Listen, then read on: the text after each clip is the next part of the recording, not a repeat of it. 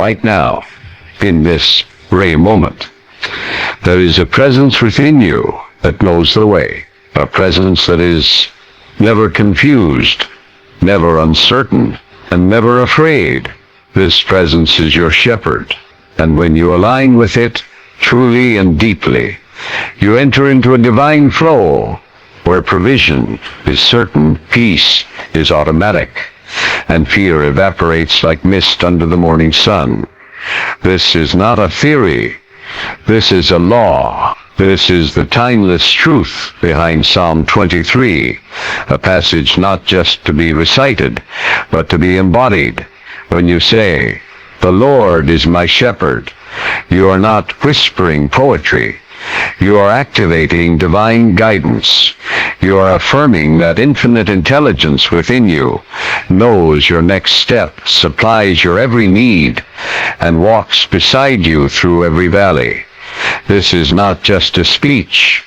This is an initiation. Prepare to receive, absorb, and awaken to the truth that the same power that governs the stars governs your life perfectly, lovingly, endlessly. The Lord is my shepherd.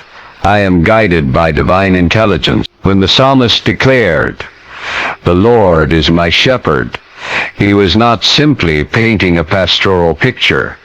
He was speaking of a sacred truth that transcends religion, time, and circumstance. He was acknowledging the presence of an all-knowing, ever-loving intelligence that governs, guides, and guards all creation. To say, "The Lord is my shepherd," is to say, there is a higher wisdom within me that knows the way, and I trust it absolutely. This statement is not passive. It is a spiritual contract. When you affirm this truth, you are placing your mind and your affairs under the guidance of infinite mind. You are surrendering the ego, which guesses, to the spirit, which you are moving from confusion to clarity, from panic to peace, from indecision to divine direction. The shepherd imagery is not coincidental. A shepherd leads, a shepherd protects, a shepherd never abandons his flock. In the same way, the divine does not abandon you in times of trial. It walks with you in every valley. It shows you the safest path across every cliff of life. It whispers wisdom even in the noise of the world. The problem for most people is not that God is not speaking. The problem is that they have tuned their inner ear to fear, doubt, and external chaos instead of divine guidance. You must learn to recognize this inner shepherd. You must cultivate a listening heart, a receptive mind, and a still spirit. When you quiet the chatter of the conscious mind, when you still the waves of worry and restlessness, a deeper voice emerges. It is not loud, yet it is unmistakable. It nudges you. It leads you. Sometimes it tells you to wait. Sometimes it tells you to move forward. Sometimes it tells you to let go of what you thought was essential, so that something greater may enter your life. When you affirm that you are guided by divine intelligence, you create a mental blueprint for safety, right timing, and correct action. You remove yourself from the realm of guesswork and place yourself in the flow of spiritual certainty. Divine intelligence sees the end from the beginning. It knows where the road leads. It knows the detours, the delays, and the dangers. But it also knows how to bring you through all of it. Not barely, but beautifully. Trusting the shepherd means you no longer need to control everything. You do not need to know every detail. You do not need to manipulate outcomes. You simply need to listen, trust, and follow. This does not mean you become passive. It means your activity is divinely inspired. Your steps are ordered, and your decisions are infused with higher wisdom. When you internalize this truth, you lose the need to compare your journey with anyone else's. You stop competing, because you know your shepherd has a unique path for you. You stop rushing, because you trust the timing. You stop fearing the unknown, because you know the one who knows. The inner shepherd never condemns. It never shames. It never drives you by fear. It draws you by peace. It leads you with gentleness. It corrects you with love. And when you stumble, it does not abandon you. It lifts you, heals you, and places you back on the path. This divine guidance is already within you now. You do not need to earn it, beg for it, or prove your worth.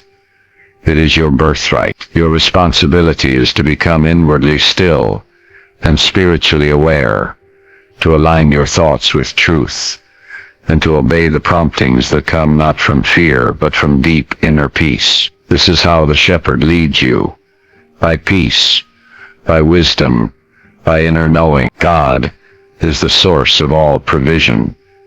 I shall not want. When the psalm says, I shall not want, it is making one of the most radical, powerful statements in all of spiritual literature. It is declaring that lack is not your destiny. It is affirming that the infinite source, the divine supply, the great shepherd, provides for all your needs, seen and unseen, spoken and unspoken. When you truly believe this, you do not beg, you do not chase, you do not panic, you receive. To say, I shall not want, is to speak directly to the subconscious mind and overwrite every imprint of fear, scarcity, and limitation. It tells your inner world that you are no longer ruled by appearances, you are no longer hypnotized by lack, you are no longer at the mercy of outer conditions. Instead, you are now governed by divine supply, and that supply is limitless, ever-present and personal. The idea that God is my source means you release dependency on the outer world. Jobs, people, business deals, investments, and bank accounts may be channels, but they are not your source. Your source is God, and that source cannot be depleted. All the money in the world may change hands, but divine supply flows forever. Lack is a belief, not a condition. It begins in the mind, and it ends when the truth is accepted. Poverty is not of God. Scarcity is not of spirit. Your natural state as a child of the infinite is abundance, sufficiency, and overflow. When you accept this, not just intellectually, but emotionally and spiritually, your outer life begins to reflect it. New channels open, delays disappear, unexpected blessings arrive, not by magic, but by the law. The subconscious responds to what you deeply believe. If you constantly speak of lack, focus on limitation, and identify with struggle, then you are instructing your deeper mind to reproduce that reality. But if you declare daily, I shall not want, my source is unlimited, divine supply meets every need, you are planting seeds of abundance in the fertile soil of consciousness. And as with all seeds, there is a process. There is cultivation, watering, and patience. You must not dig up the seed with doubt. You must not cancel your affirmation with fear. You must not block the flow with resentment or greed. You must live in the consciousness of sufficiency, even before the manifestation arrives. Gratitude is one of the fastest ways to activate this principle. When you are thankful for what you have, you magnetize more. When you bless your money, your meals, your moments, you open the floodgates of provision. A grateful mind is a receiving mind. A thankful heart cannot dwell in lack. And understand this, provision is not just money. It is peace, clarity, opportunity, favor, health, joy, divine connections, and right timing. When you declare, I shall not want, you are inviting every area of your life to come under the governance of divine law. You are choosing to believe that the shepherd knows your need before you ask, and that the provision has already been made. The provision is in the guidance. The provision is in the idea. The provision is in the path you're being led to walk. Often we miss our supply because it does not come the way we expect. But if you trust the source, you will recognize the supply, even in unfamiliar form. This keynote reminds you to shift your gaze from the problem to the provider, to stop magnifying the shortage and start magnifying the source. There is no prayer more powerful than, "The Lord is my shepherd. I shall not want," when spoken in faith, with feeling, and with expectancy. The universe responds not just to words, but to belief-backed vibration. When you truly know that your needs are met by a loving, unlimited source, your world must change to reflect that knowing. Green pastures symbolize abundance, rest, and satisfaction. He maketh me to lie down in green pastures. These are not just poetic words. They are spiritual symbols. Green pastures are the soul's condition, when aligned with divine law, an inner knowing that all is well, that all is supplied, that there is no lack, no struggle, no need to force or fight. To lie down in green pastures means to enter a consciousness of sufficiency, to rest in the richness of divine provision, to know deeply that all good is already given. Green represents life, growth, renewal, freshness. It is the color of new beginnings, a restored hope, and awakened joy. And the pasture is a field of nourishment, a place of feeding, of fullness. When you lie down in green pastures, in consciousness, you dwell in the understanding that your supply is always ready and waiting. The grass is not struggling to grow. It simply receives sunlight, rain, and allows itself to flourish. Likewise, when you lie down inwardly, when you cease striving, overthinking, and exhausting yourself, you open the door to divine provision. To lie down does not mean to be inactive. It means to be at peace, while divinely active. It is a state of inner trust that removes anxiety from your actions. It is knowing that your steps are ordered and your needs are anticipated. The green pasture is the vibrational field of abundance that you create with your thoughts. When you dwell in thoughts of faith, gratitude, and expectancy, your inner world becomes fertile soil and manifestation takes root. Many live in barren mental landscapes, thoughts filled with worry, fear, self-doubt, and unworthiness. These are spiritual deserts, and nothing can flourish in them. But when you affirm, "I lie down in green pastures," you are reclaiming your right to live in a mind filled with the lushness of divine ideas. You are restoring your imagination with visions of increase, peace, beauty, and success. You are no longer racing in circles or chasing shadows. You are resting in the certainty that the good you seek is already present in the unseen, and now it begins to take form. Rest in spiritual terms is receptivity. It is the opposite of resist. When you rest in God, you allow the law of attraction, the law of mind action, to bring to you what corresponds with your inner state. The green pasture is not just what you enter.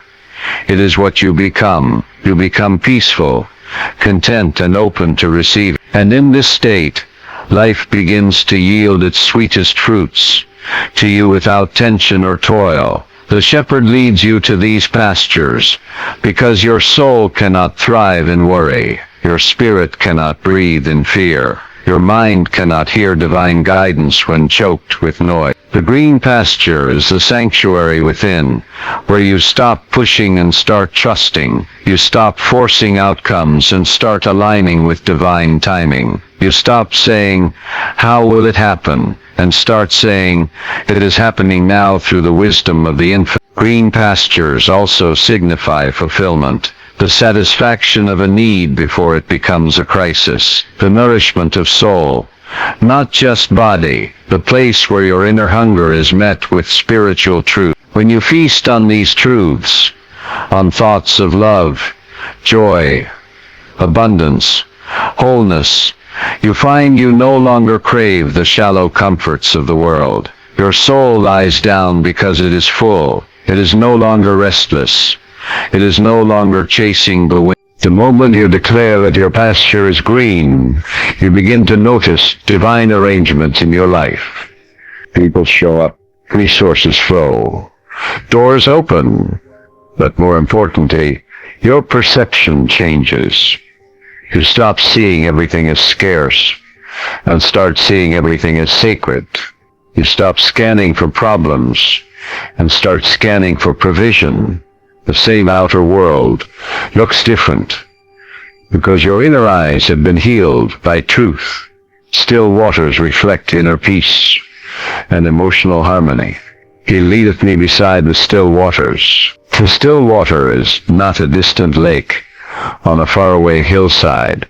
It is the condition of a soul at peace, a mind quieted by truth, an inner atmosphere free from turbulence. In the spiritual sense, still water is the mirror of the soul when it is no longer disturbed by fear, no longer agitated by circumstances, no longer reacting to the ever-changing winds of the external world. Still water reflects.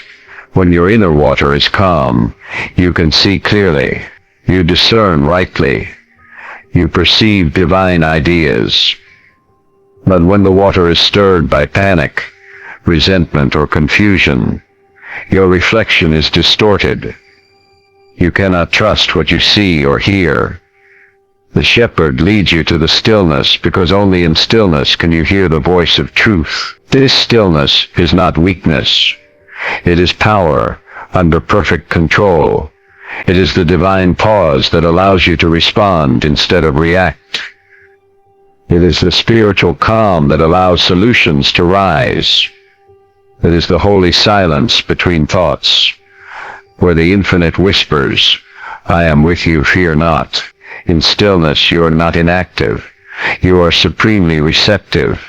Your intuition awakens. Your faith strengthens. Your energy aligns.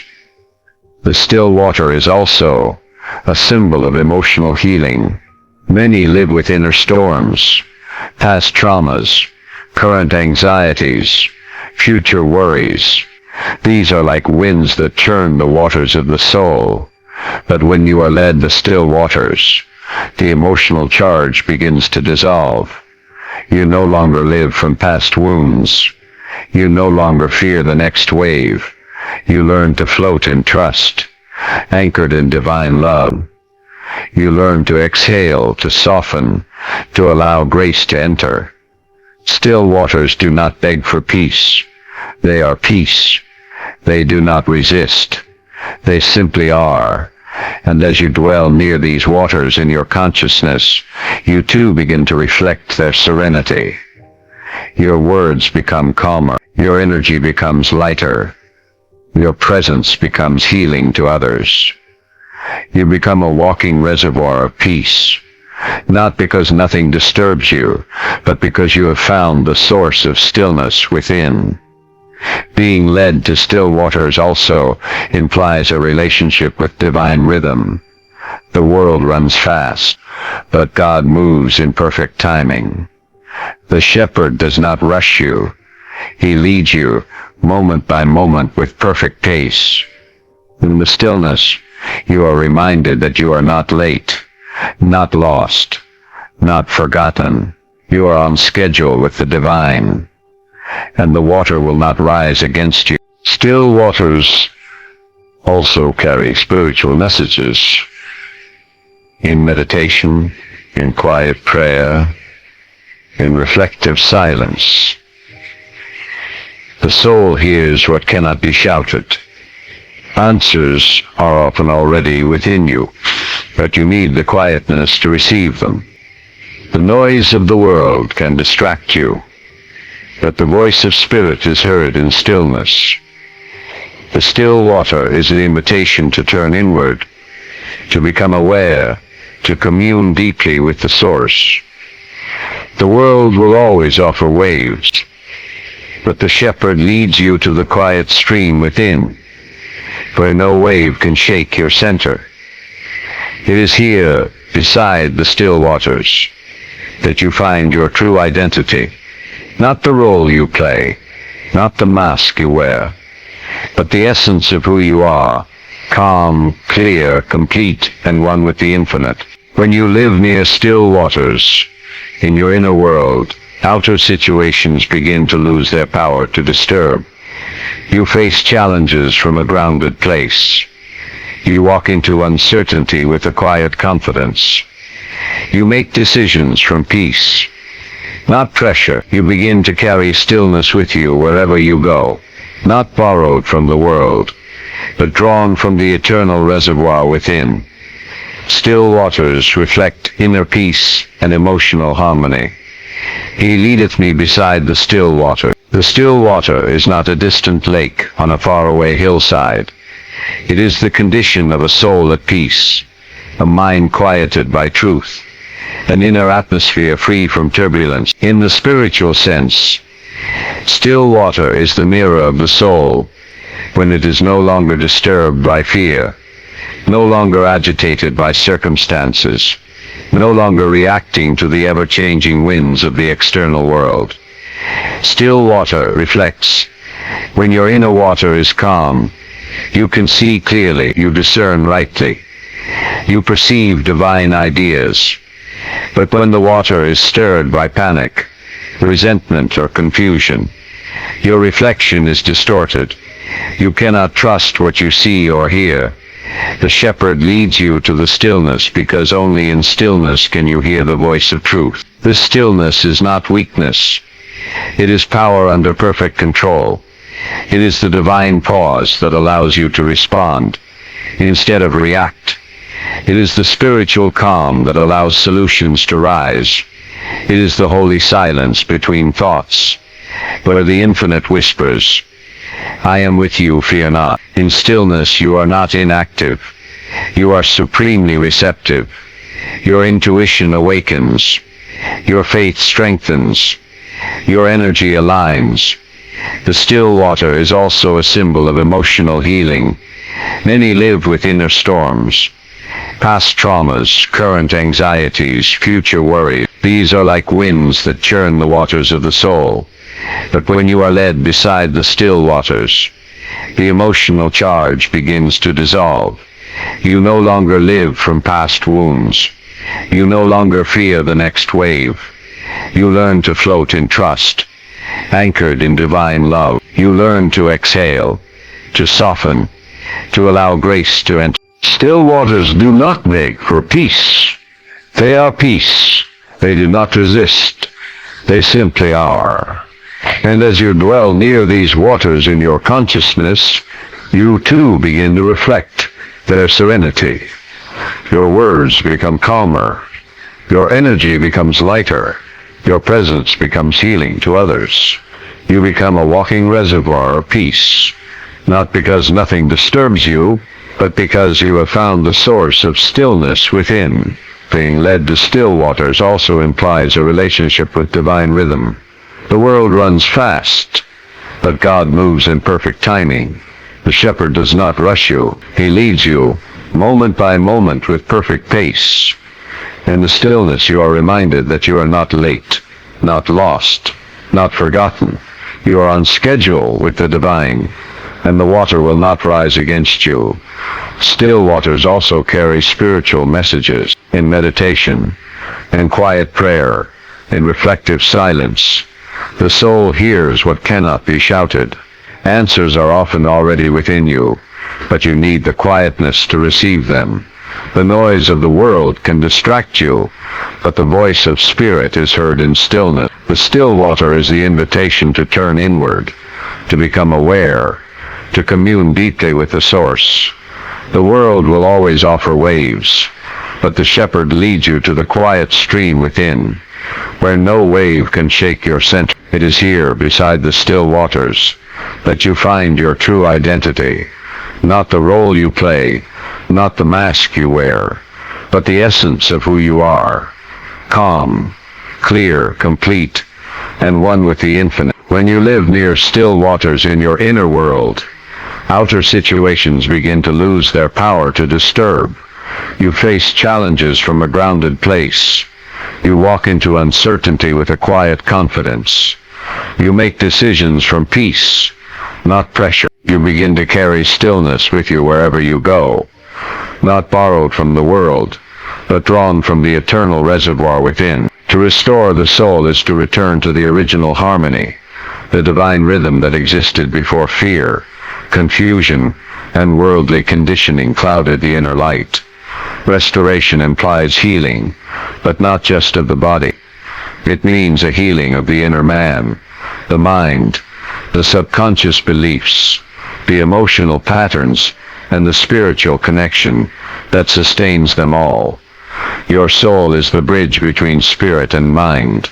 When that soul is weary, confused, or heavy, everything in life begins to reflect it. The world looks dimmer. The thoughts become heavier. The choices feel harder. The body tires quickly. But when the soul is restored, there is new light in the eye, new power in the step, new joy in the routine. To restore the soul is to realign with the source that made you, to remember your divine origin, and to feel once again the peace of being held in the care of something greater than yourself. The restoration of the soul happens not by human effort alone, but by divine infusion. It is not the result of striving, but surrender. You cannot restore your own soul through willpower or force. You must allow it. You must become still enough to receive. Restoration begins the moment you stop running from life. Stop resisting your healing. Stop identifying with your pain, and return to the inner sanctuary where divine presence waits without judgment and without rush. The soul, like a vessel, becomes cracked by life's trials, loss, betrayal, stress, failure, and yet the shepherd does not discard cracked vessels. He mends them. He restores them to strength, to purpose, to beauty, and even more, he fills them again. This is not a partial restoration. It is not superficial. It is a deep inner renewal, a cleansing of fear, a lifting of burdens, a quiet healing that unfolds from within outward. This divine restoration is not reserved for saints or sages. It is for every soul who will trust. When you say, "Restore my soul," you are not begging. You are aligning. You are giving divine intelligence permission to work through your consciousness. You are yielding your thoughts, your worries, your old stories, to the higher wisdom that knows how to renew what the world has worn down. Trust is the key that unlocks this process. To trust divine presence is to release the belief that you must figure everything out alone. It is to stop rehearsing your wounds and begin remembering your wholeness. The soul is restored through faith in unseen support, through confidence in divine love, through the deep knowing that you are never forsaken, never forgotten, never outside the reach of spiritual renewal. In this restoration, the soul remembers what the mind forgets, that peace is natural, that joy is its inheritance, that love is not something to chase, but something it is made of. In divine restoration, you begin to live from the inside out again. You no longer need the world to validate you, or circumstances to confirm your worth. You move through life from a place of fullness rather than longing, from serenity rather than striving. The restorer of the soul is the same presence that created it. It knows it knows what you've lost and how to return it. It knows what wounds you carry and how to cleanse them. It knows what you fear and how to dissolve it with light. When you trust this presence, you invite not just comfort, but transformation. The weary become whole. The anxious become calm. The lost become clear, the fragmented become integrated, and life begins to mirror that inner restoration with outer harmony. Right paths are revealed through spiritual alignment. He leadeth me in the paths of righteousness for his name's sake. This sacred line reveals one of the most reassuring truths of the soul's journey. You are not left to wander aimlessly, nor are you abandoned to guess your way through life. There is a path, a right path, designed for you, a path not of random events or blind fate, but one led by divine intelligence, where every step is ordered, every turn has purpose, and every destination is aligned with your highest. To be led on the right path means you are not driven by ego, but guided by spirit. The right path is not always the easiest, not always the most popular, not always the most logical to the reasoning mind, but it is always the path that leads to expansion, peace, and fulfillment. Righteousness, in this context, is not about moral judgment. It means right use, right alignment, right standing with the infinite. When you walk in righteousness, you are walking in harmony with divine law, in alignment with your true nature. Spiritual alignment is not something you fabricate. It is something you return to. When you quiet the conscious mind and enter the awareness of God's presence, when your motives are pure and your heart is surrendered, the right path becomes clear. It may not be laid out all at once. Often it is revealed one step at a time, like a lamp lighting the next stone in the path. But you will always know that you are being led. The guidance may come as a gentle nudge, a persistent inner knowing, a door that opens at just the right moment, or even a seeming delay that later reveals perfect timing. To be led in the path of righteousness means you are never truly off course. Even when you feel lost, the shepherd knows where you are. Even when you take a detour, divine wisdom incorporates it into your journey. What matters most is your willingness to return to the center, to recalibrate, to truth, to say, "Lead me, Lord," with sincerity and trust. That act of surrender shifts the entire trajectory of your experience. You align with the right path not by outer striving, but by inner tuning. You align by keeping your thoughts fixed on divine order, your emotions steeped in peace, and your will open to divine direction. You do not chase signs. You cultivate stillness, and in that stillness, direction comes. You do not beg for answers. You embody faith, and in that faith, clarity arises.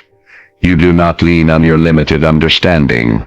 You trust the infinite wisdom that sees far beyond your current horizon. The path of righteousness is also the path of purpose. You are not here by accident. There is something you are uniquely designed to be, to express, to give, to. The right path leads you deeper into that purpose, not into someone else's dream, not into societal scripts, but into your own divine blueprint. On this path, what is for you cannot be lost. What is not for you cannot be forced. And what seems delayed is often being prepared. For his name's sake implies something even more powerful. The guidance you receive is not dependent on your perfection, your performance, or your past. It is rooted in the nature of God himself, unchanging, unfailing, always faithful. God leads you because it is the nature of divine love to guide its creation into wholeness. You are not being led for your merit alone, but for the sake of the divine pattern imprinted upon your very soul. And when you walk in this path, no matter how narrow, no matter how steep, there is peace, there is assurance, there is an inner yes that cannot be explained, but cannot be denied. You may not always know what's next, but you know you are not alone. You may not always see the destination, but you feel the compass of spirit pointing true, and that knowing becomes your anchor your compass, your confidence in all seasons. Fear vanishes in the presence of divine companionship. Yea, though I walk through the valley of the shadow of death, I will fear no evil, for thou art with me. These words unveil the secret of fearless living, not the absence of difficulty, but the awareness of divine presence. The valley may be dark, but it is only a shadow, not the substance. When you truly know that God is with you, the fear loses its grip. The awareness of the infinite within you becomes a shield that no threat can pierce. You do not face life's valleys alone. The companion of your soul walks with you, guiding, upholding, and sustaining. A prepared table means supply exists, even in adversity. Thou preparest a table before me in the presence of mine enemies. This is the law of spiritual abundance that operates even when outer conditions seem hostile. The table represents divine provision, prepared in advance, not after the trial ends, but right in the midst of it. Enemies may symbolize fear, scarcity, or opposition, but they cannot prevent what God has ordained. Your good is not delayed by appearances. The shepherd does not remove the threat first. He simply outshines it with his provision. Anointed with oil signifies spiritual power and favor. Thou anointest my head with oil is a declaration of sacred empowerment. In ancient times, anointing symbolized being chosen, set apart, and divinely equipped. Spiritually, the oil represents the inflow of wisdom, healing, and divine ideas. When your head is anointed, your thoughts are lifted to higher realms, your mind is renewed, and your path is illuminated. This anointing is not earned. It is received through awareness of your oneness with divine mind. It affirms that you are favored, protected, and filled with spiritual authority to walk your path with confidence and grace. Goodness and mercy are spiritual laws that follow the faithful. Surely goodness and mercy shall follow me all the days of my life. Speaks of the unfailing nature of divine love and provision. Goodness is the outpouring of God's gifts. Mercy is the gentle grace that restores and forgives. These are not occasional visitors, they are permanent companions, following you not because of luck, but because of spiritual law. When you align with truth and dwell in trust, you become a magnet for divine outcomes. Goodness clears the path ahead. Mercy heals what's behind. And together they surround your journey with unseen favor. As we've journeyed through this sacred psalm together, you have seen not just words, but unshakable spiritual principles unfold. You've awakened to the realization that you are not alone. You are guided by an inner shepherd who never sleeps nor slumbers. That same divine presence leads you into green pastures of abundance, beside still waters of inner peace, and restores your soul when the world has tried to wear it down. You've learned that even in the valleys, those dark, uncertain places, you will fear no evil, for the presence within you is greater than any problem outside you. In the face of adversity, a table is prepared, a symbol of unstoppable supply and provision, regardless of circumstances. You've felt the sacred oil of divine favor flow over your consciousness, lifting your thoughts into the frequency of wisdom, peace, and prosperity. And now you know this truth. Goodness and mercy are not chasing you. They're following you. Not once, not sometimes, but all the days of your life. This isn't hope. This isn't wishful thinking. This is spiritual law.